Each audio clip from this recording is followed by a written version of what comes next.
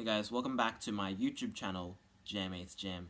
Now today we're going to be starting a new potential series, Hoopty Loops, depending on if you guys enjoy it. And you can show your love and support by joining the Discord server, link in description. It is a hyperactive Discord server dedicated to my YouTube channel with over 5 messages per month. And without further ado, let's get right in. Hoopty Loops. Okay, so before we get into this Hoopty Loop tutorial, I want to tell you guys about the terminology that we need to know in order to fully understand the tutorial. So, firstly, we must understand the notation that I'll be using in my videos. So we have 5 fingers, the thumb, 1, 2, 3, 4. That will be the notation that I'm going to be using. So when I'm addressing finger 2, I'll be addressing my middle finger. And when I'm addressing T, 1, 2, 3, 4, it will be the 5 fingers respectively.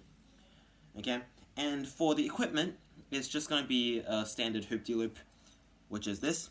Everybody has one in their kitchen or garage. It's the reason this sport has become so popular over the years. It's because it's so accessible, and everybody has these at home. I mean, you could use a monster loop, but for the sake of this video, we're going to be using Hoopty Loops just with 2 rings, and I'm not going to be using the monster loop because that's a bit less accessible. So with the Hoopty Loops, let's begin. Okay, and another thing we're going to be addressing is the terminology rest and dynamic position. So when we refer to rest position in Hoopty Loops, it's when the rings are in certain positions where movements are not necessarily as easy as in dynamic positions, which includes, for example, the 5-point circle, the grip, or the bracelet. These are all common rest positions. For the sake of this video, we're going to be using the most standard resting position, which is the grip. Yeah. And for dynamic position, it just simply refers to when one or more rings is not in the standard rest position. For example, this is a dynamic position, or even this position is a dynamic position because finger 1 is not in both Hoopty Loops. Okay, so this is rest, this is dynamic.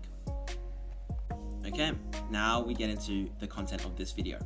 So, for the first tutorial, I'm going to be teaching you guys about recoveries. And recoveries just mean when you're in a dynamic position and you're trying to get back to a rest position in the fastest and coolest way possible. Okay, so in order to fully understand recoveries and recovery combos, let's just start with the most basic ones. So there are 3 basic recoveries, and we're going to be using the dynamic position of just 1 ring out of rest, because that would be a bit simpler, and also we're going to be trying to get back to the grip resting position.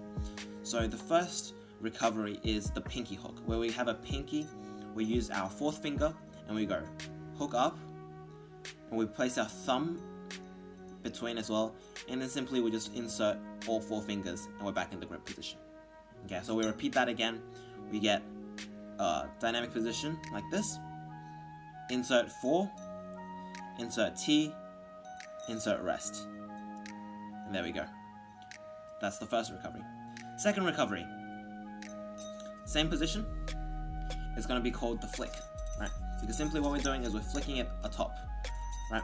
We're holding it like this, and we're just flicking the second Hoopty Loop that is in dynamic position above, and now we insert 2, 3, 4.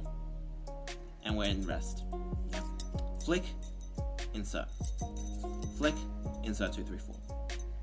Okay.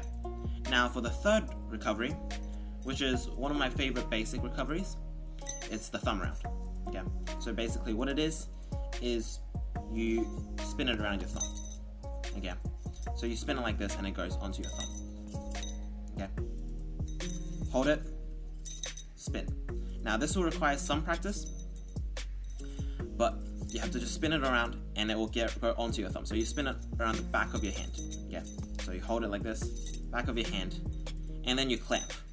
And you see, it's back in rest. So thumb around, and then you could either clamp or you could just drop it and it will go back into the grip position anyways. But if you want to do it faster, you can always just go thumb around, clamp. Full speed, we go.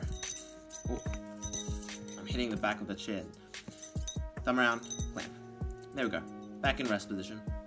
And there's the 3 most basic recoveries. Alright guys, that's the video for today, tutorial number 1 for Hoopty Loop's recoveries. So, I mean, this was a pretty cool video. If you guys want to see more, just make sure to tell me, let me know.